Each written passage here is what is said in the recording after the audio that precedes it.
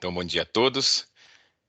Vamos dar início à sessão de julgamento da Sexta Câmara do TIT, Sexta Câmara Julgadora, do dia 17 de fevereiro de 2022. Eu esclareço a todos que essa sessão está sendo gravada e a gravação vai ficar disponível no YouTube, no canal do Tribunal.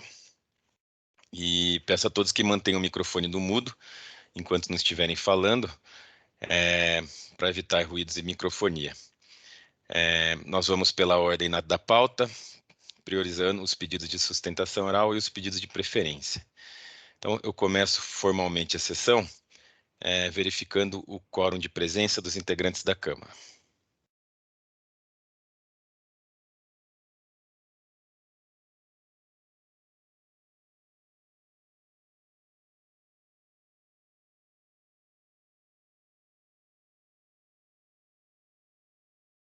Então, todos confirmaram presença. Estão presentes, além de mim, Dr. Ítalo, Dr. João Carlos Silag, Dr. Marcos Luiz Silvestre, que hoje está substituindo a doutora Heloísa, e a doutora Aline, da representação fiscal. Então, eu inicio a sessão. Hoje nós temos um pedido de sustentação oral, o do caso do auto de infração 4123503, Ascente Data Centers e Telecomunicações S.A., é um recurso misto de relatoria do Dr. Ítalo, pedido de sustentação oral pela doutora Pamela Gottardini. Eu passo a palavra, então, ao relator, Dr. Ítalo, para a leitura do relatório, e depois a gente parte para a sustentação oral. Obrigado, presidente. A acusação é a acusação única de deixar de emitir notas fiscais de serviços de telecomunicações referentes a operações acobertadas por notas fiscais ou faturas de serviço e notas fiscais de serviço eletrônica, cujos serviços foram descritos como aluguel mensal e serviços de manutenção de infraestrutura de fibras óticas apagadas. Aqui, presidente, destaco que parte do crédito fiscal foi cancelado por ocorrência da decadência e essa porção é objeto de recurso de ofício. O restante foi mantido, que é objeto de recurso ordinário. Esse é o relatório. Obrigado, doutor Ítalo. Passo a palavra, então, para a doutora Pamela, sustentação oral. Olá, bom dia a todos. Eu acho que aqui é importante primeiro contextualizar um pouco da autuação e o ponto que a gente chegou aqui na decisão de primeira instância. Como o doutor Ítalo colocou, a gente tem aqui uma autuação sob a presunção de que haveria aqui uma prestação de serviços de comunicação pela Ascente. De fato, a Ascente, em algumas das atividades na época dessa autuação, prestava serviços de comunicação e, inclusive, recolheu o ICMS sobre essas prestações. Em sede de fiscalização, foi pedido aqui a avaliação das diversas atividades que eram feitas e, basicamente, a autuação se baseou na comparação entre dois contratos, um que de fato era o SCM e outro que tinha a cessão de uso de rede.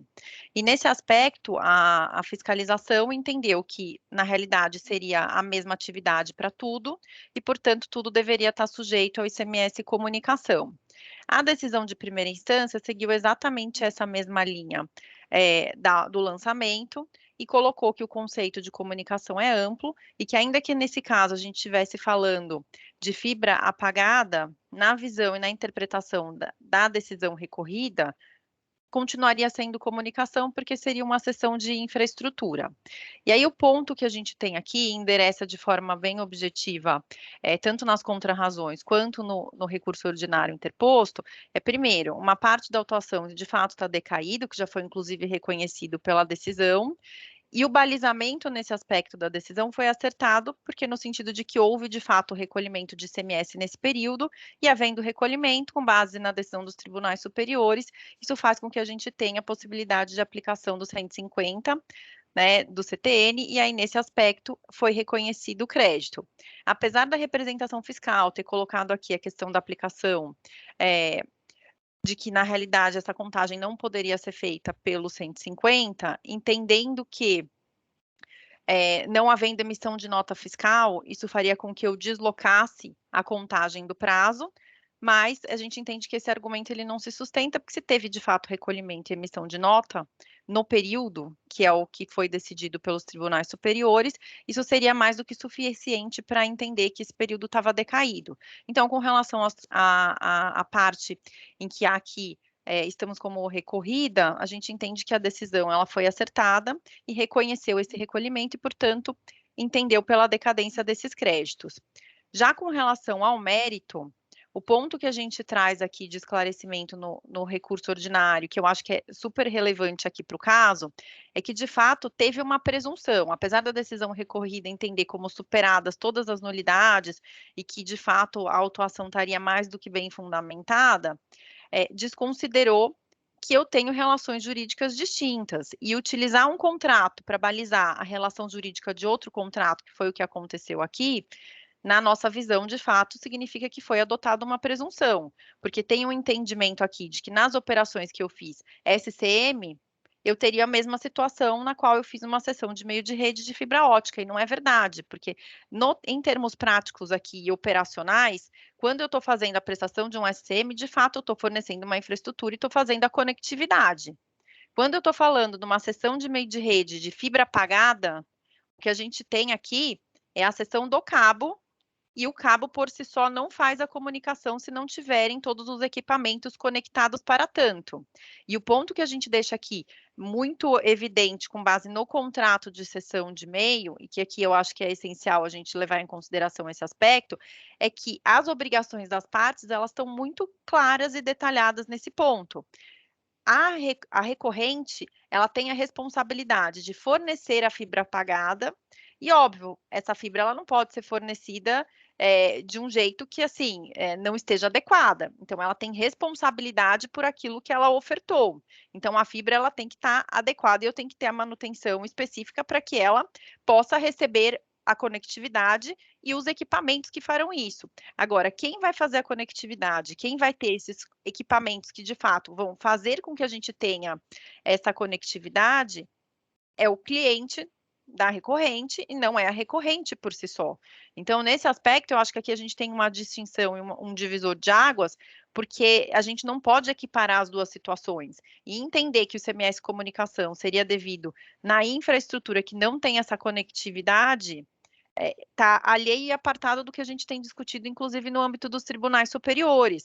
Por quê? Porque a comunicação em si, ela não é só o meio, é o meio com a conexão e a utilização, né? E eu acho que aqui nesse aspecto a gente não tem isso, porque não tem essa conectividade. E a conectividade, quando ela existe, está dentro de um contrato de SCM, no qual a recorrente fez o regular recolhimento desse tributo, que é o ICMS.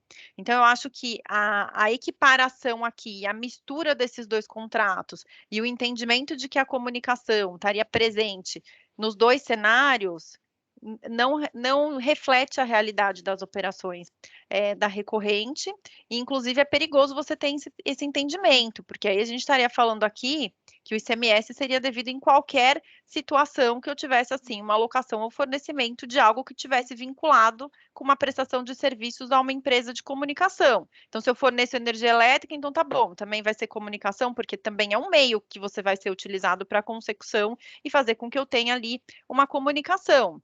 Mas não dá para se confundir o fornecimento de um meio que alguém vai fazer a utilização e a própria comunicação com equipamentos próprios e que não são de responsabilidade da recorrente, e que, inclusive, a recorrente não tem relação com o cliente que vai ter essa conectividade, nem sabe quem é esse cliente.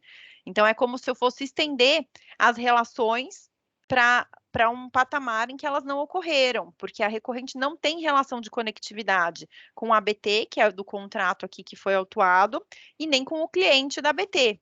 Então, impor aqui que eu teria um ICMS comunicação está completamente divorciado do que foi a operação e do que são as etapas.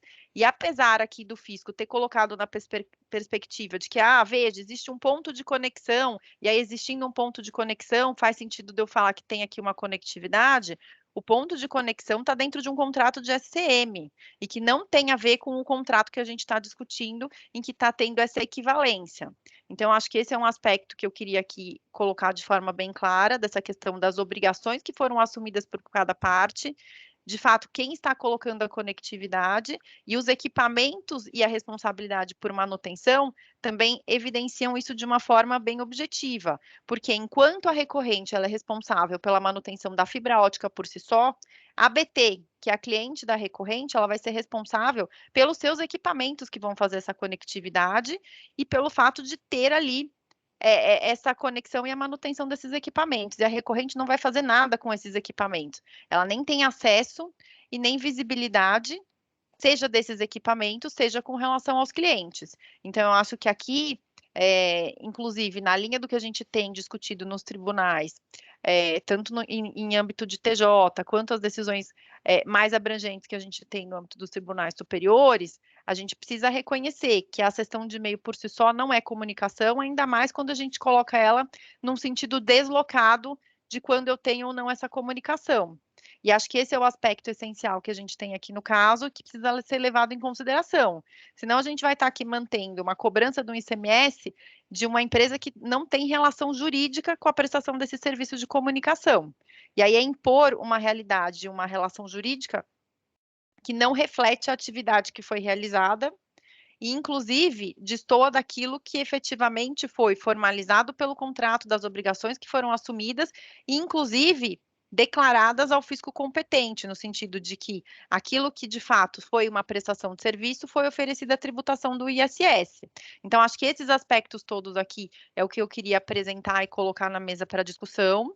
Eu sei que o tema de comunicação é super de conhecimento desse tribunal, eu sei que a gente tem aqui diversas controvérsias, não só nessa frente, mas em outras com relação ao conceito, mas é bem importante a gente colocar aqui na perspectiva que a gente está falando de fibra pagada e com uma relação aqui que é bem objetiva em termos de obrigações daquele que efetivamente está fazendo o serviço de comunicação, daquele que está só locando um equipamento e, óbvio, está guardando aqui a questão de quando você loca um bem, você não pode locar um bem que não esteja adequado para aquela locação. E aí a manutenção está exclusivamente vinculada a isso e não à conectividade e todos os equipamentos que viabilizariam essa comunicação. Eu acho que são esses os esclarecimentos aqui que eu queria dividir com a Câmara, e aí eu fico à disposição também, se vocês quiserem discutir algum ponto. E aí eu agradeço aqui pela atenção. Obrigado, doutora Pâmela. Eu volto a palavra, então, para o relator, doutor Ítalo. Obrigado, presidente. Agradeço a doutora Pâmela pela sustentação oral, esclarecedora, e me permito ir direto à leitura do voto. Quanto ao recurso de ofício, o julgador ACOI, em decisão fundamentada, acolheu parcialmente as razões defensivas da contribuinte com relação à questão da decadência, e aqui eu reproduzi o teor da decisão.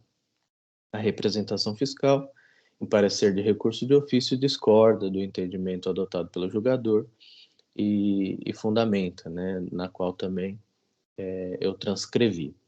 E digo eu que entendo sem razão a representação fiscal, devendo ser mantida a porção cancelada por ocorrência da decadência. E explico. No caso de o contribuinte declarar os seus débitos e não pagá-los, sequer haveremos falar em decadência, visto que o débito declarado já se encontra constituído pelo sujeito passivo e se sujeita, pois, à regra prescricional, daí a inteligência da súmula 436 do STJ, que reproduzo. Excluída a hipótese acima, em que o contribuinte declara e não paga, haverá outras duas hipóteses possíveis no que atine ao comportamento fiscal do contribuinte. 1. Este não declara o débito e, por reflexo lógico, não paga. E 2. Este declara o débito, que entende devido, e o paga. Entretanto, o fisco estadual entende que o valor a ser declarado e pago deveria ser maior. A interpretação que entendo adequada à súmula 555 do STJ é de que, na primeira hipótese, em que não se declara o débito e, por consequência, não se paga, aplica-se o teor da súmula, sendo que o prazo decadencial quinquenal para o fisco constituir o crédito tributário conta-se exclusivamente na forma do 173. Já na segunda hipótese, em que o contribuinte declara e tudo paga, mas entende o fisco que o valor a ser declarado deveria ser maior, aplicar-se-á a regra do 150, parágrafo 4º, visto que houve sim a ocorrência de pagamento parcial. Aqui reproduz o entendimento do STJ no mesmo sentido, e nesse ponto é importante desmistificar o conceito de pagamento parcial. Não raro, como faz no presente caso, entende o fisco que o pagamento parcial se perfaria com a incompletude de pagamento tão somente quanto aquele fato gerador específico, aquela operação específica, objeto do lançamento de ofício. É o que se extrai quando o fisco, por vezes, defende no sentido de que não houve qualquer atividade do contribuinte, entendida tal atividade como pagamento daquela operação em específico. Nessa esteira, defende-se a representação fiscal no sentido de que, no caso em tela, como não houve emissão da nota fiscal, não havia o que ser homologado e, por isso, deve ser aplicado o prazo estipulado no inciso 1 do artigo 173. Entretanto, digo eu, penso respeitosamente que tal entendimento não se revela mais adequado. Quando versamos sobre pagamento parcial para fins de constatação da decadência, nos referimos àquele realizado em determinado período de apuração, mês, relativamente ao tributo em referência, no caso específico ICMS. Conforme se pode inferir, a recorrente apura seus impostos a pagar e realiza o pagamento, por exemplo, o GARI de folhas 439 e 448. Frise-se, pois, que a recorrente não deixou de promover atos que se sujeitam à chancela fiscal, e ao não suprimir do fisco as informações, a recorrente permitiu à autoridade fiscal que verificasse a correção ou não de sua obrigação principal e promovesse, se o caso, o lançamento de ofício, cuja ação estatal é abalizada por aspectos temporais. Entendido o fisco que o valor a ser declarado e pago pelo contribuinte deveria ser maior, considerando ter havido pagamento parcial e ausente a comprovação da ocorrência de fraude, dolo ou simulação, entendo pela aplicação do 150. Especificamente quanto ao dolo, ouso discordar da representação fiscal, afirmar que não há como se afastar o dolo, frisando aqui que o dolo não se presume, o dolo se prova, né? Conforme afirma o contribuinte, para a caracterização do dolo, são necessários os elementos, a intenção de prejudicar e que haja prova cabal de que houve a malfadada intenção perniciosa, não se observando, no caso e apreço, nenhum dos dois elementos configuradores de uma conduta dolosa. Entender que determinada operação é tributada pelo ISS e não pelo ICMS, ou mesmo entender que a atividade não é sequer tributada, não se traduz em uma conduta dolosa, ainda que confirmado o equívoco interpretativo adotado pelo contribuinte, não havendo como penalizar, como se dolosa fosse, mera interpretação jurídico-tributária.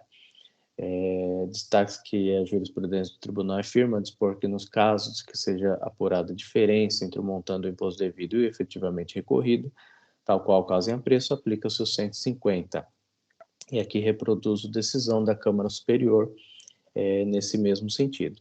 Considerando que o prazo decadencial será de 5 anos a contar da ocorrência do fato gerador, considerando que a notificação do lançamento de ofício se perfez em junho de 2019, correta a decisão que excluiu integralmente os valores dos débitos dos subitens 1.1 até 1.4, eis que decaídos. Portanto, eu opino pelo desprovimento do recurso de ofício. Passo ao recurso ordinário. A acusação única atribui à recorrente a conduta de deixar de emitir notas fiscais de serviço de telecomunicação sob a justificativa de que os valores cobrados dos clientes da recorrente a título de aluguel mensal e manutenção em infraestrutura de fibras óticas apagadas constituiriam prestação de serviço de comunicação sujeita ao ICMS. Em preliminar, defende a nulidade do auto de infração, o argumento que o lançamento de ofício não preenche os requisitos materiais de validade. Vê-se, sob a ótica formal, que a acusação fiscal está bem posta, suficientemente motivada e devidamente instrumentalizada em rigorosa obediência ao artigo 142 do CTN. No ponto, destaque que as premissas fazendárias encontram-se detalhadas em extenso relatório circunstanciado, no qual se esmiuça os fatos que conduziram a autoridade fiscal à conclusão materializada no lançamento de ofício. Assim, evidencia-se que o AIM contém elementos suficientes para determinar com segurança a natureza da infração, o suposto infrator e as circunstâncias do suposto ilícito, não havendo como acolher esta preliminar de nulidade. Quanto à materialidade infracional, anote-se que as questões postas em preliminar confundem-se com mérito e serão conjuntamente analisadas. Nesse sentido, conforme se extrai do relato infracional e relatório circunstanciado, As operações autuadas referem-se a aluguel mensal e manutenção de infraestrutura de fibras óticas apagadas, exclusivamente em relação ao contrato de cessão de direito de uso de infraestruturas de fibras óticas apagadas, que está às folhas 5567, firmado com a BT Latam Brasil Limitada, empresa do ramo de telecomunicações. Registre-se que, com a empresa BT, 2 contratos foram firmados. Um para a prestação de serviços de telecomunicação na modalidade Serviço de Comunicação Multimídia, SCM, no qual a Ascente emitiu notas fiscais de telecomunicação, com ICMS diferido a título de serviço de cessão onerosa de meio de rede, em especial fibra ótica monomodo. Isso está às folhas 10. E o outro contrato para a cessão de uso de infraestrutura de fibras óticas apagadas, esse o objeto da autuação, no qual, segundo relato infracional, a Ascente emitiu mensalmente notas fiscais de serviço eletrônico a título de manutenção dos pares de fibra ótica apagada, tributando pelo ISS tais serviços. Já pelo que descreveu como aluguel, emitiu mensalmente fatura de serviço apenas tributando PIS e COFINS.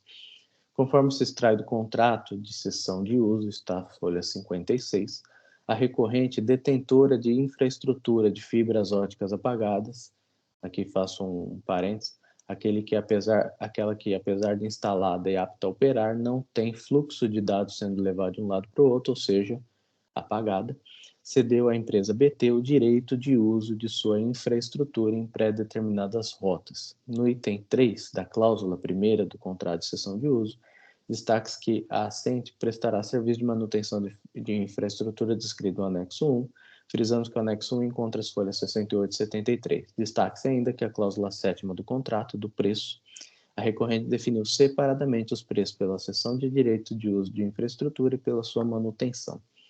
Defende a recorrente suas razões meritórias que o objeto do contrato de cessão refere-se à locação. E aqui traduz em palavras o que entende por locação.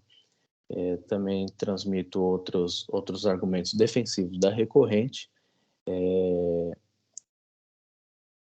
e digo que, em contraposição ao todo defendido pela recorrente, no sentido de que tais operações não seriam tributáveis, já detalhava o autor do feito que o suposto bem locado, na verdade, trata de meio necessário à prestação de serviço de comunicação, e por entender que não conseguiria se separar a estrutura da prestação própria do serviço de telecomunicação, esse contrato também seria integralmente tributável pelo ICMS. Feitos necessários introitos, penso com razão a recorrente. O contrato trazido às folhas 5567 descreve como objeto contratual o direito de uso de sua infraestrutura de pares de fibras óticas apagadas, que se traduz, ao meu sentir, na mera cessão do uso da infraestrutura, ou seja, na permissão do uso do meio físico, a estrutura, essencial à prestação de serviço de telecomunicação, mas que com ela não se confunde. No ponto, conforme bem destaca a recorrente, apesar de permitir à empresa provedora dar a destinação que lhe convir ao material que por si só não transmite nem possibilita a transmissão de nenhum dado ou voz. Nesse sentido, a contratante BT declarou às folhas 4, 3, 7 que na contratação dessa facilidade não recebe como contraprestação qualquer serviço de conectividade, tráfego ou transmissão de dados, mas apenas a utilização de infraestrutura de fibra ótica para ofertar serviço de telecomunicação aos seus clientes.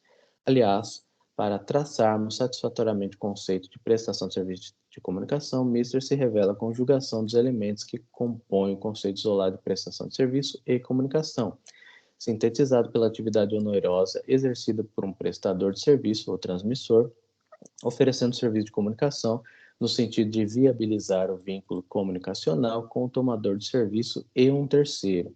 Dito de outro modo, haverá prestação de serviço de comunicação quando o prestador, que é o transmissor, onerosamente realiza uma conduta humana consistente no fornecimento de condições a possibilitar a instalação de relação comunicacional entre o tomador de serviço e um terceiro, observada a bilateralidade do vínculo comunicacional e a determinação dos sujeitos.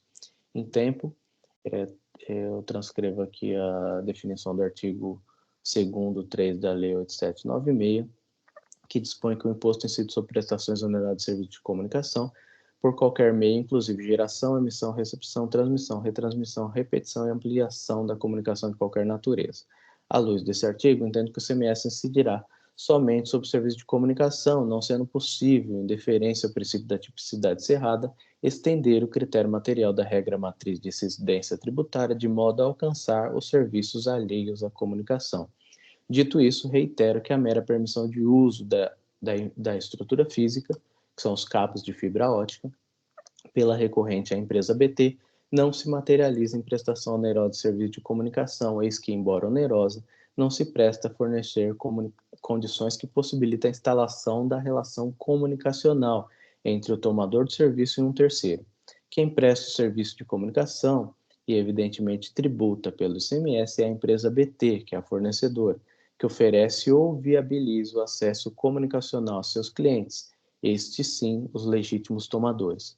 A empresa BT, aliás, é a responsável contratual pela configuração ou elaboração dos projetos de rede, bem como a configuração de roteamento, reconfiguração, reordenação ou consolidação de canais ou circuitos e todas e qualquer outras funções relacionadas à operação dos pares de fibras óticas apagadas cedidas pela Ascente, ou seja, é a empresa BT que promove legitimamente todo o fornecimento de condições a possibilitar a instalação da relação comunicacional entre o tomador de serviço, cliente da BT, e um terceiro.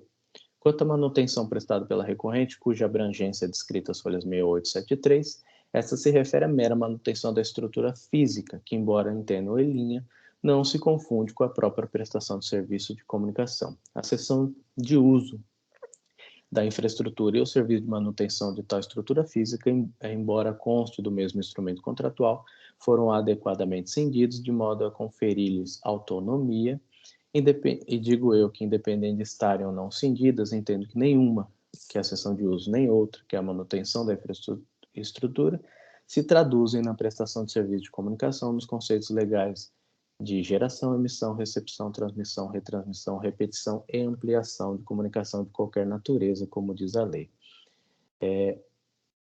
Ainda digo que teço outros comentários, mas para não me alongar, por entender que as atividades descritas no contrato de folha 5567 não se sujeitam à tributação pelo ICMS, eu opino pelo provimento integral do recurso ordinário. A caso vencido, eu passo para outras questões subsidiárias, mas que as afasto, mas em suma eu estou conhecendo o recurso de ofício, negando-lhe provimento, estou conhecendo o recurso ordinário e dando-lhe provimento, o voto já está lançado e agradeço a oportunidade, presidente. Obrigado, doutor Ítalo, pela leitura do voto. Então, abro a palavra aos demais integrantes da Câmara para debates. Senhor presidente, bom dia a todos. Inicialmente, cumprimento a doutora Pamela pela sustentação oral, foi bem objetiva, e também o doutor Ítalo pelo seu voto, como sempre, examinou muito bem todas as questões.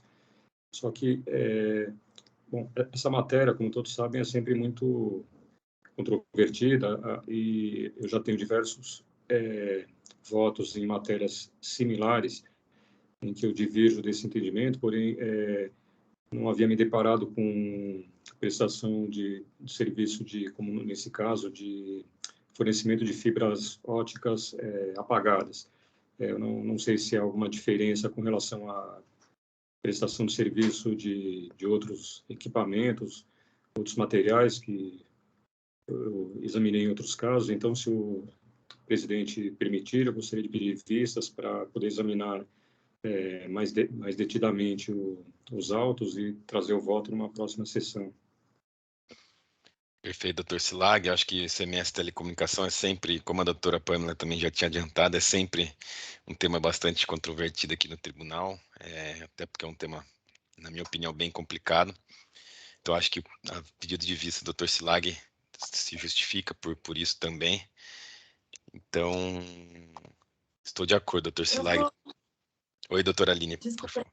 Desculpa interromper, mas eu ia trazer na forma de manifestação, mas eu vou aproveitar o pedido de vista do Dr. Silag e vou pedir vista também.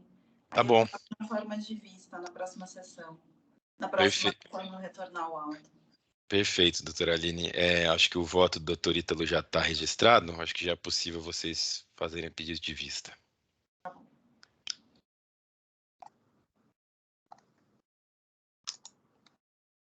Só um instante, senhor presidente. Eu preciso, acho que, acessar novamente a página. Sem problemas, doutor Silag.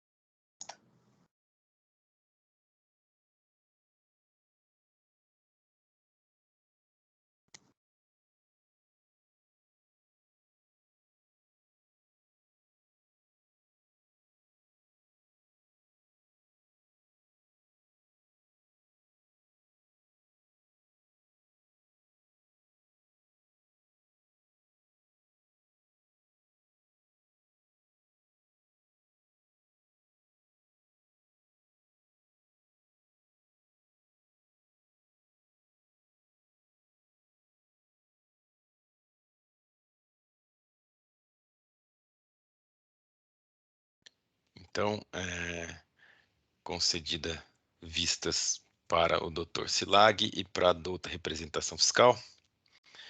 E dessa forma a gente encerra o julgamento de hoje do caso Ascent Data Centers e Telecomunicações S.A. Agradeço a presença da doutora Pamela, desejo um bom dia. Obrigada pela atenção. Doutor Silag, é um prazer revê-lo também, né? A gente já se viu em várias sessões, inclusive de comunicação, né? A gente sempre tem os nossos embates, mas eu acho que sempre enriquece. Então, eu queria agradecer aqui também pela atenção da Câmara e uma ótima sessão a todos. Um abraço. Um abraço, obrigado, doutor. Então, vamos voltar para a ordem natural da pauta.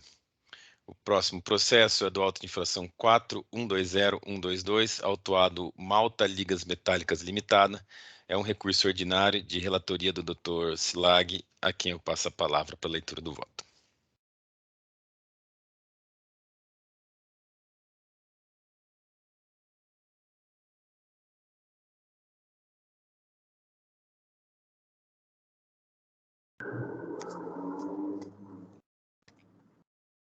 Trata-se de recurso ordinário envolvendo apenas uma acusação referente ao crédito indevido por escrituração de documentos fiscais de entrada referente a aquisições de contribuinte, suposto fornecedor, cuja existência foi declarada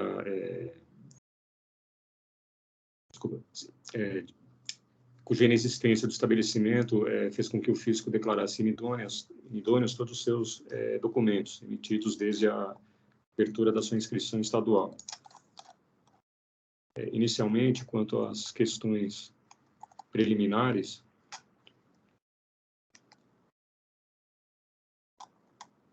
a alegação de decadência, porém, verificando as datas, o auto de infração, o contribuinte teve a ciência da notificação em 24 de junho de 2019. As operações foram realizadas entre novembro de 2014 e maio de 2015. Ocorre que houve uma retificação do auto de infração, envolvendo apenas o recálculo de valores referentes à alteração da data de início dos valores no termo inicial, nos termos do artigo 565 do regulamento do ICMS. Então, com isso, a contribuinte teve ciência da lavratura do termo de RET-RAT em 30 de julho de 2020. Agora, eu entendo que, uma vez que não envolveu a alteração de capitulação ou da penalidade, enfim, foi tão somente a alteração da data de início do cálculo da atualização dos valores, eu entendo que continua sendo considerada como data de lavratura do auto de infração a data de 24 de junho de 2019. Tratando-se a infração de crédito indevido do imposto, aplica-se a súmula número 9 desse tribunal, sendo que considera-se, para a contagem do lapso decadencial, a regra do artigo 173, inciso 1 do CTN, e dessa forma não se verifica a ocorrência da decadência, nem para o período inicial ocorrido em novembro de 2014. Portanto, eu afasto a alegação de decadência. E também não acolho a alegação de nulidade do auto de infração devido a outras máculas no auto de infração, uma vez que verifico que ele apresenta todos os elementos previstos no artigo 142 do CTN e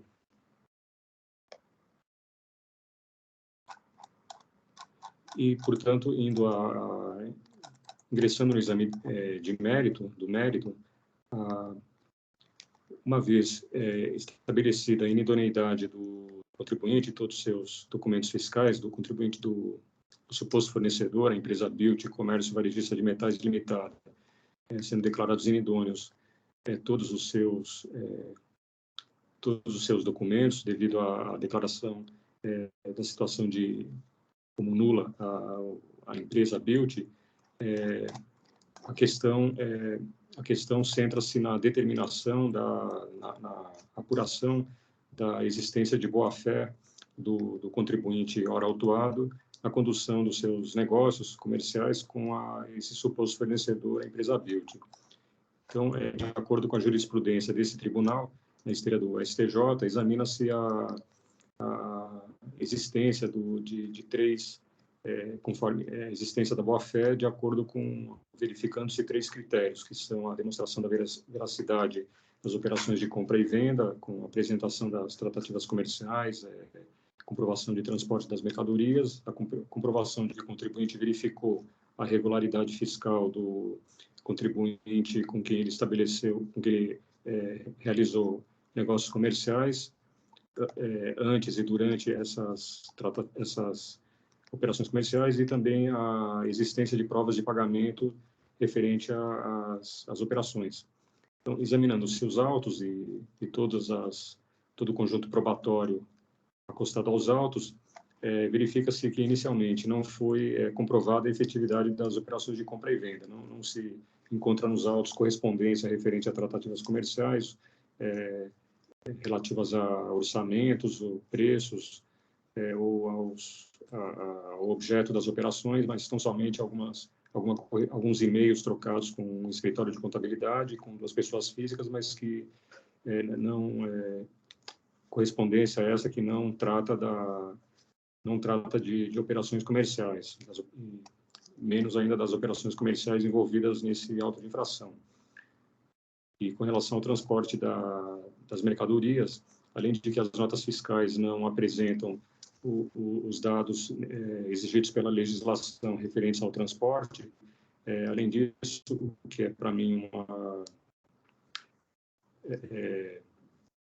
um fato preponderante para determinar a existência da boa-fé, é que verifica-se que a hora autuada foi responsável pelo transporte das mercadorias, o que significa que ela tinha pleno conhecimento, portanto, de que o estabelecimento do suposto fornecedor não se encontrava no endereço consignado nas notas fiscais. Portanto, não há como se admitir a existência da boa-fé.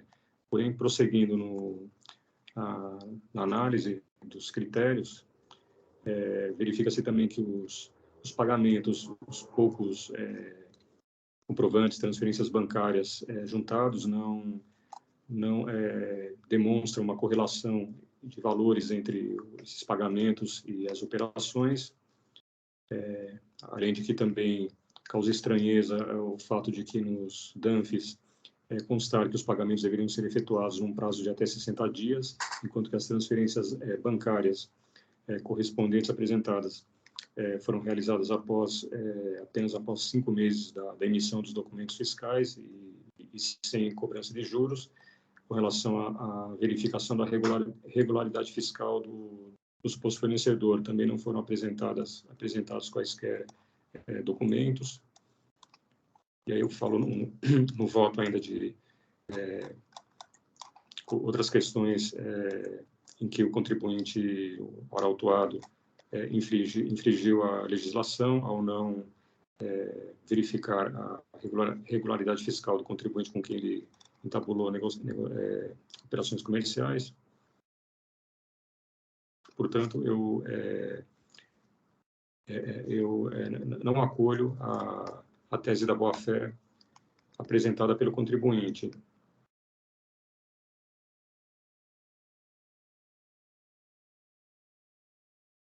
Eu acrescento também a informação que foi trazida no parecer da representação fiscal, de que o mesmo contribuinte, ora autuado, já teve lavrados contra si outros autos de infração, referentes a essa mesma infração, em todos eles tendo sido mantidos os créditos, mantidos os autos de infração e os respectivos créditos tributários. E com relação à multa, eu também não acolho a tese da confiscatoriedade, uma vez que a dosimetria das penas é estabelecida pelo legislador, de acordo com o potencial lesivo de cada infração. Não cabe a esse tribunal discutir a dosimetria da pena, por expressa vedação do artigo 28 da Lei 3457. E, finalmente, as questões com relação aos juros e atualização da multa são objetos da súmula número 10 e número 13 desse tribunal. Portanto, não há que se discutir. E assim, eu concluo conhecendo do recurso ordinário, porém negando-lhe provimento para manter integralmente a decisão recorrida. É como voto. Obrigado, doutor Silag, pela leitura do voto. Então, abro a palavra para os demais integrantes da Câmara para debates. Não tivemos inscritos, eu também acompanho o voto do relator, não tenho nada a manifestar, então, desta forma, eu peço para o doutor Silagre apenas fazer o registro do voto, para que a gente possa encerrar os debates. O voto registrado, eu encerro os debates e verifico o quórum de votação.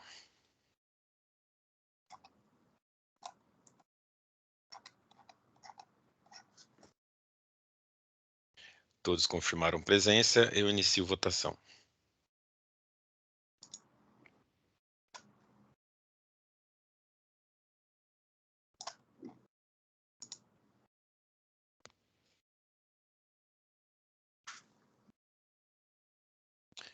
Todos votaram, eu encerro a votação.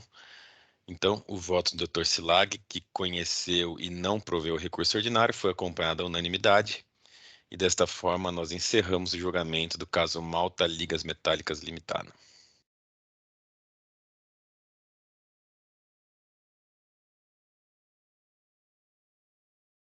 Próximo processo da pauta é o auto de infração 4131818, autuado Volkswagen do Brasil Indústria de Veículos Automotores Limitada, recurso ordinário de minha relatoria. Não havendo pedido de sustentação oral, eu já passo para a leitura do meu voto. Então, é um auto de infração, só tem uma acusação, que é uma infração relativa ao pagamento do imposto, que deixou de pagar ICMS no montante tal, no período tal, por emissão de notas fiscais modelo 55, relacionadas ao demonstrativo anexo 1, referente a operações tributadas como não tributadas, conforme se comprova pelos documentos juntados. Aí eu vou direto para o voto. Inicialmente, com relação à eventual decadência, tal questão já foi decidida pela segunda Câmara Julgadora, as folhas 389 e 392, cujas razões incorporam o presente voto, no sentido de que o contribuinte deixou de trazer aos presentes autos documentação comprobatória de ter realizado a atividade de pagamento a ser homologado pelo fisco no período autuado, o que impossibilita a aplicação do 150, parágrafo 4º do CTN para a contagem do prazo decadencial.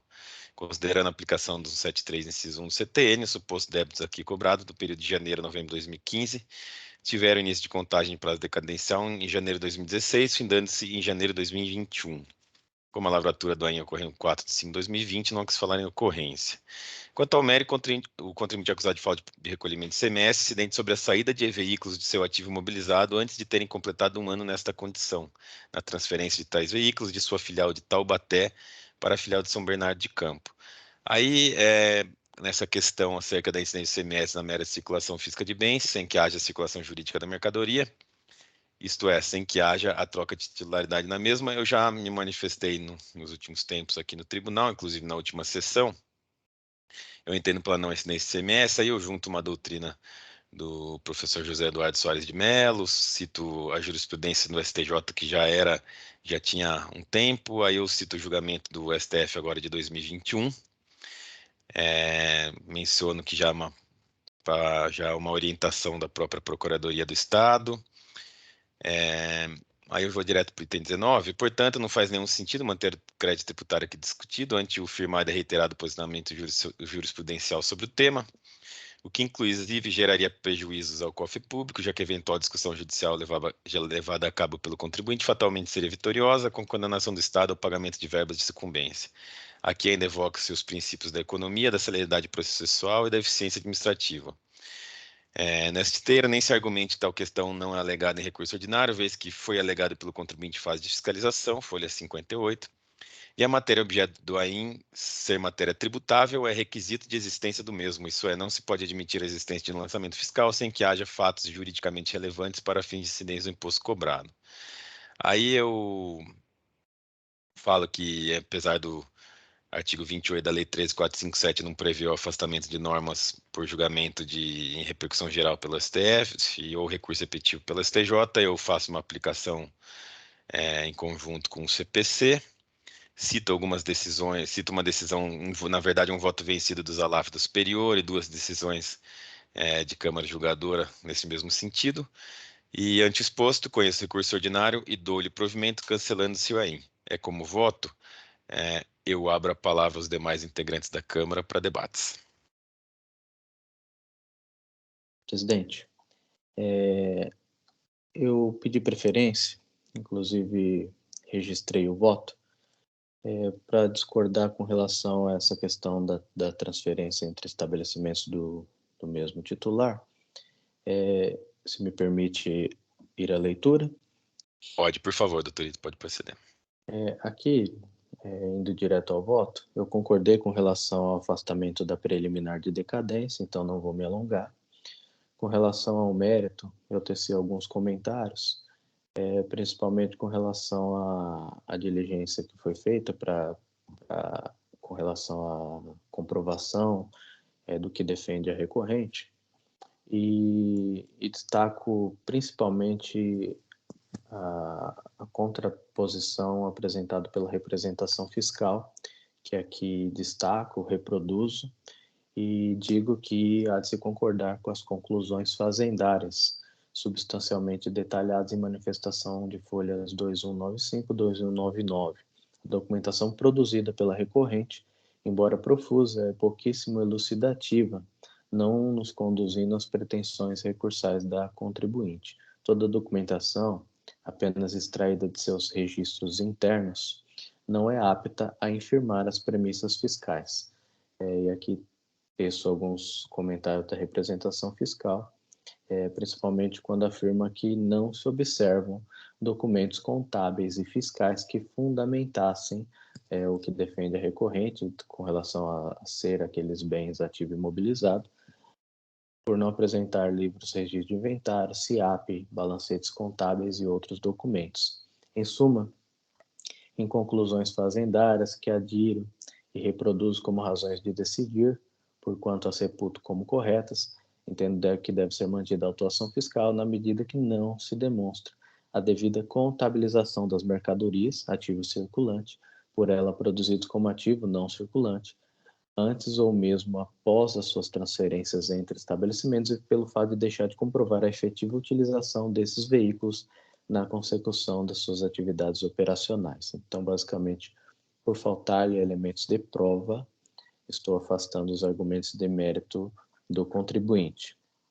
Avançando, eu também comento com relação à transferência de mercadorias entre estabelecimentos do mesmo titular, e aqui eu ouso instaurar a controvérsia, como já trazido em voto de sessão anterior, no caso trazido pelo Dr. Silag, eu também entendo que incide o ICMS e aqui eu justifico. Primeiramente, com relação a esse caso em específico, Eu noto que não havia esse debate no recurso do contribuinte, nem mesmo da defesa, e embora eu até entenda que tal matéria possa ser tratada como de ordem pública, essa abordagem de ofício ela acaba esbarrando no princípio da não surpresa, aqui previsto na legislação processual, artigo 10 do novo Código de Processo Civil. E concluo que, ainda que entenda que tal matéria possa ser apreciada de ofício, caberia ao julgador ou órgão colegiado conferir à parte contrária, no caso físico, a possibilidade de previamente manifestar-se, evitando-se prejuízo à equidade processual. Digo isso pois eu sei que se a gente fizer isso de cancelar de ofício, sem que as partes tivessem ventilado essa matéria, certamente a parte que se sinta prejudicada vai trabalhar alguma insurgência recursal nesse sentido e fatalmente vai conseguir. Ainda que assim não se entenda, divirjo das conclusões do voto do relator e eu teço alguns comentários. Admito que o STF já se pronunciou sobre o caso e aqui eu destaco que o STF, na sessão plenária da data tal, a ADC 49 foi declarado por unanimidade a inconstitucionalidade de dispositivos da Lei Candir. No entanto, o feito não se encontra transitado em julgado e pendem de decisão os embargos de declaração opostos, intentando a provocação do excelso pretório para o fim de modular os efeitos da decisão tomada, que provavelmente ocorrerá, razão pela qual não cabe esse órgão de julgamento administrativo aplicar desde já os efeitos da decisão sem antes conhecer seus reflexos no tempo. Nesse sentido, é sabido que os embargos declaratórios opostos pelo Estado do Rio Grande do Norte contêm pedido explícito de modulação dos efeitos para que seja dada eficácia futura à declaração de inconstitucionalidade dos dispositivos da Lei Complementar 8796, ou seja, embora sem aptidão de alterar o resultado quanto à declaração de inconstitucionalidade, a nova decisão do STF fatalmente definirá o alcance dessa declaração no tempo. Registre-se que não se desconhece ou ignora os precedentes jurisprudenciais em sentido oposto, inclusive proferidos recentemente em âmbito desse Tribunal Administrativo. Entretanto, tais decisões, ainda que elogiáveis em seu pragmatismo, não vinculam esse julgador. Portanto, entendo que, por hora, vou acompanhar a jurisprudência atual da Câmara Superior, no sentido de que incide o ICMS sobre as transferências e, portanto, eu estou conhecendo do recurso ordinário e, em divergência ao voto do relator, eu estou negando o provimento. É como eu votei, presidente. Obrigado, doutor Ítalo, pela leitura do voto. Então, abro a palavra aos demais integrantes para debates.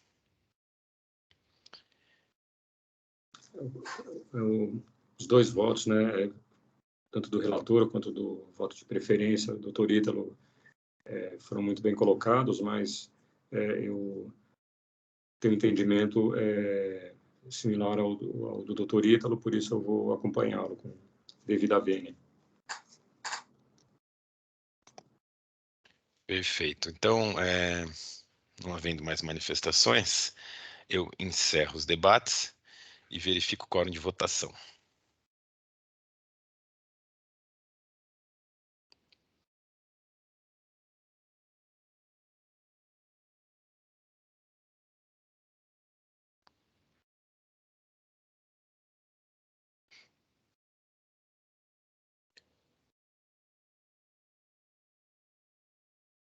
Falta apenas o Dr. Silag confirmar a presença.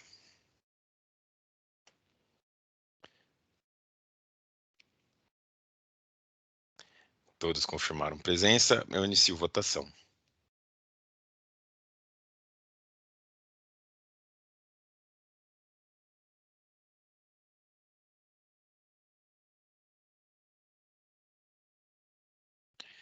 Todos votaram, eu encerro a votação.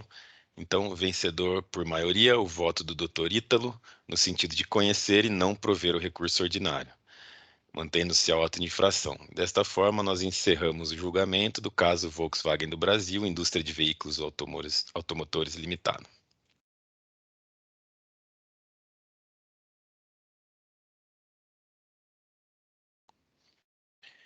Próximo processo da pauta e último é do auto de infração 4132649, autuado Indústria e Comércio de Roupas Jeans GR Limitada. É um recurso ordinário de relatoria do Dr. Silag, a quem eu passo a palavra.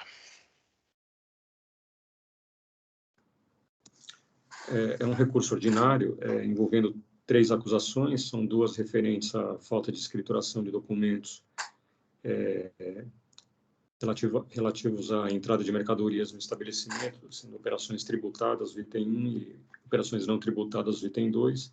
E a terceira acusação é falta de pagamento do imposto, apurado pela metodologia do levantamento fiscal, conforme o fundamento no artigo 509 do regulamento. Algumas questões preliminares em que o contribuinte alega inicialmente a nulidade da decisão recorrida, que eu afasto, porque entendo que, lendo a decisão de primeira instância, eu verifico que o julgamento ACO foi examinado adequadamente todo o acervo fático probatório e foram apreciadas todas as questões trazidas pela defesa, e a decisão apresenta-se suficientemente fundamentada, portanto, entendo que não procede a alegação de nulidade da decisão recorrida. O contribuinte também alega a nulidade do auto de infração. Inicialmente, o contribuinte diz que alega que não teriam sido observadas pelo fisco na lavratura do auto as disposições da instrução CAT número 10 de 1968, no sentido de notificar o contribuinte a sanear a sua escrita fiscal em vez de lavrar o auto de infração. Eu destaco que essa questão, essa matéria, é objeto atualmente da portaria CAT número 115 de 2014. Eu trago o dispositivo, que é o artigo 10 da portaria CAT 115 de 2014, para afirmar que as infrações objeto dos itens 1 e 2 não se identificam com as hipóteses previstas no artigo 10 da portaria CAT 115, entre aquelas em que estaria dispensada a lavratura do auto de infração. Portanto, afasto essa alegação e também afasto a alegação de nulidade do auto, que, segundo o contribuinte, também não deveria ter sido lavrado, com base na Lei Complementar número 1320 de 2018, que estabeleceu, criou o programa Nos Conformes,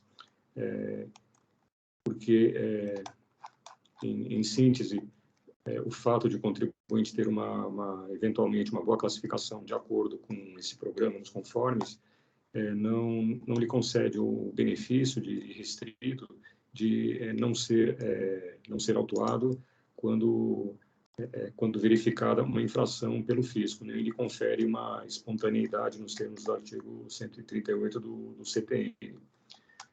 Portanto, enfim, não é um salvo-conduto para o contribuinte. Para não ser autuado, se o fisco se depara verifica uma infração, e também não significa que esse programa não significa que o fisco deixa de ter o seu poder-dever de autuar o contribuinte quando verificada uma infração. E também afasto finalmente a alegação de nulidade do auto de infração, verificando que todos os elementos dispostos no artigo 142 do CTN e que devem estar presentes no auto de infração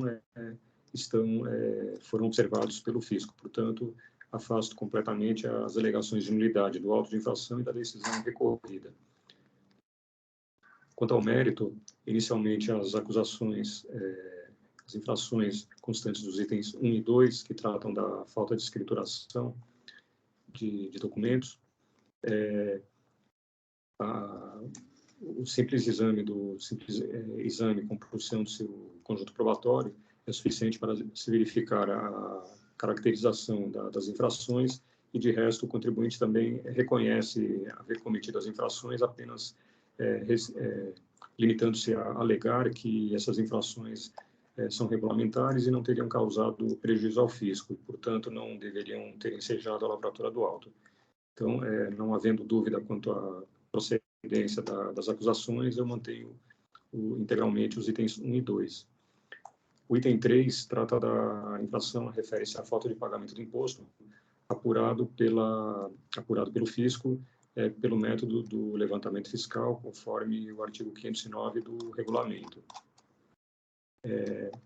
E no presente caso, verifica-se que a diferença foi apurada por levantamento fiscal, levando-se em conta a presunção da ocorrência de operações tributárias omitidas ao fisco, e essa presunção relativa não foi desconstituída ao longo do processo pelo contribuinte, mediante a apresentação de provas em sentido contrário. Portanto, tornou-se absoluta a presunção do fisco de que ocorreram operações não oferecidas à tributação, e restou plenamente configurada e comprovada a infração apontada no item 3.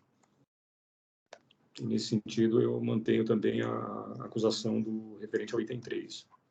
Com relação às multas, eu afasto a tese da confiscatoriedade, uma vez que a penalidade é fixada pelo legislador e não compete a esse tribunal questionar a dosimetria, por vedação do artigo 28 da Lei 3.457. Também não acolho o pedido de relevação, redução das multas nos termos do artigo 527-A do regulamento, primeiro porque o contribuinte deixou de apresentar os documentos necessários para verificação do cumprimento dos requisitos dispostos no artigo 527-A, e também porque verifica-se no parecer da representação fiscal, as folhas 915, uma relação de autuações sofridas pelo contribuinte, o que, no meu entender, não recomenda a concessão desse benefício fiscal ao contribuinte.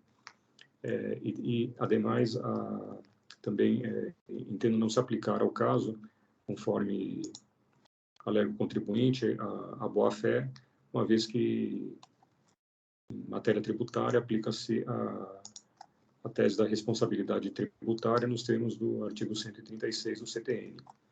E, finalmente, com relação à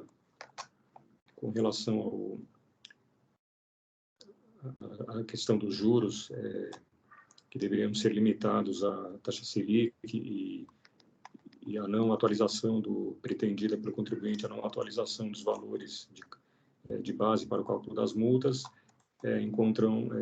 são matérias já pacificadas nesse tribunal, conforme as súmulas número 10 e 13, respectivamente.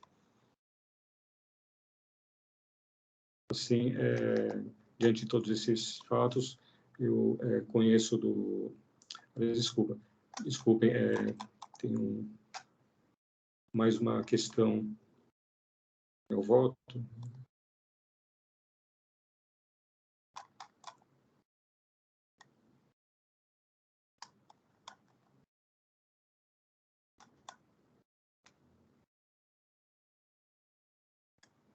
O contribuinte, em seu recurso ordinário, ele alega a consunção ou absorção das acusações dos itens 1 e 2 pelo item 3. Agora, eu verifico que essa alegação só foi trazida em sede recursal, ou seja, o contribuinte não havia se manifestado a respeito da eventual aplicação do princípio da absorção anteriormente à sede de recurso.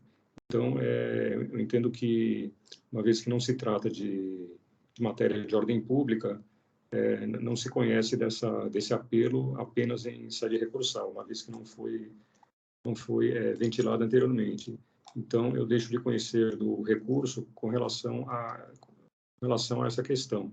Então, por isso, no meu dispositivo, eu conheço do recurso, porém, eu conheço do recurso parcialmente, uma vez que eu não conheço nessa parte, relativamente à consunção, e nego o provimento na parte conhecida do recurso. Então, eu fiz esse registro no dispositivo e também na emenda. conhecendo parcialmente o recurso e desprovendo. Como voto. Perfeito. Obrigado, doutor Silag, pelo voto. A palavra está aberta aos demais integrantes para debates. Peço apenas ao doutor Silag para registrar o voto, para que a gente possa ter acesso às alterações do voto inicialmente lançado, mas a palavra já fica aberta aí aos demais integrantes para debates.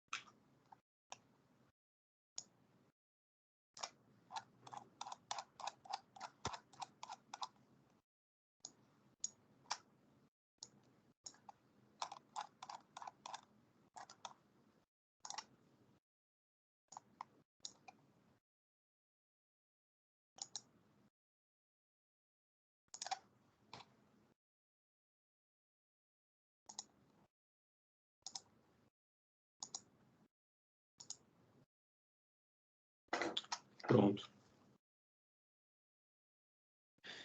Obrigado, doutor Silag. O voto está lançado. Peço a todos que analisem as alterações e a palavra fica aberta aí para debates.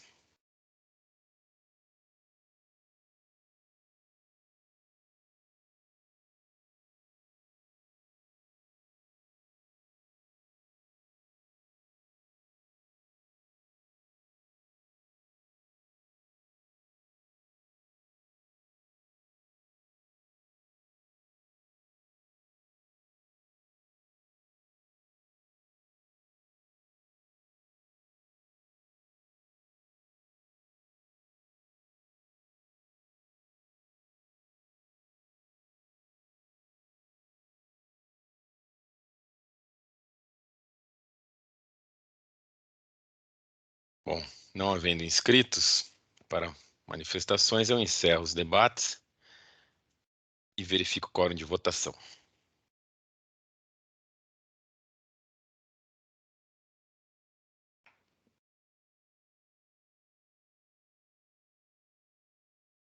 Todos confirmaram presença, eu inicio votação.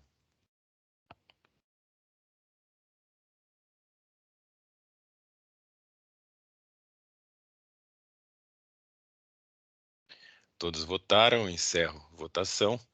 Então, por unanimidade, venceu o voto do Dr. Silag, no sentido de conhecer parcialmente o recurso ordinário e, na parte conhecida, não prover. Desta forma, eu encerro o julgamento do caso Indústria e Comércio de Roupas Jeans GR Limitada. E com isso, nós julgamos todos os processos da pauta de hoje, razão pela qual eu encerro a sessão de julgamento para que seja gerada a ata. Agradeço a presença de todos e declaro, então, encerrada a sessão de julgamento da 6ª Câmara Julgadora do TIT do dia 17 de fevereiro de 2022. Peço, por favor, para o Jailson encerrar a gravação.